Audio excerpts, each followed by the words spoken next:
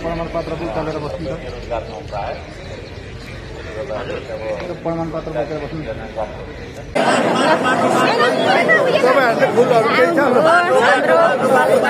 हर्क साम्पाङ राई आउनु भएको छ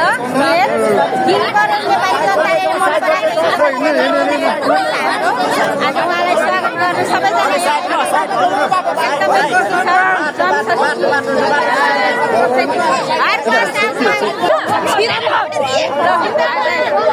हर्क साम्पाङ यहाँ सम संस्कृतिको पार्टीको लागि आउनु भएको छ।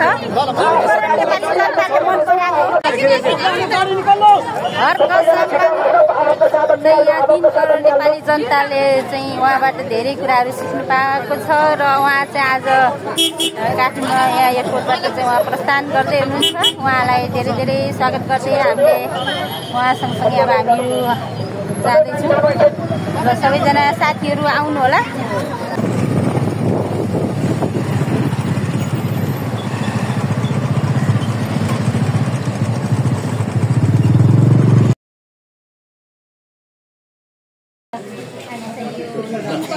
नेपाली जनताले गर्वको साथले बोलाउनु भएको छ। हर्क साम्पाङ राईजीलाई आज हामीले मौका पायौँ र एकदमै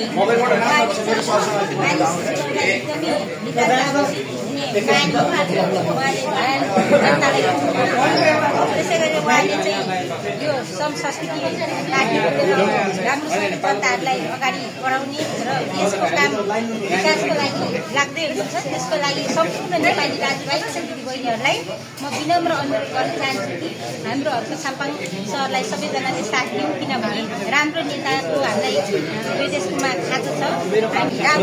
जसले राम्रो काम गर्छ नराम्रो कामलाई नदिउँ। उहाँ एकदम नामले काफी छ, कामले काफी छ। त्यसै कारणले हामी सबैजना नेपाली जनताले उहाँलाई साथमा साथ दिएर काममा काम साथमा साथ दिएर हामी अगाडि बढ्नु विनम्र अनुरोध नजिक रहेछ र म भुइँमै बस्नु मन लागेको थियो, तर यता फेरि यो आसन र भाषणमा हामी खास विश्वास गर्दैनौँ। त्यसले गर्दाखेरि अब अरूले चाहिँ सोच्नु जस्तो होला भन्ने लाग्छ। यहाँ हर्क साम्पाङ मेयर चाहिँ आउँदै हुनुहुन्छ, त्यही कारणले हामी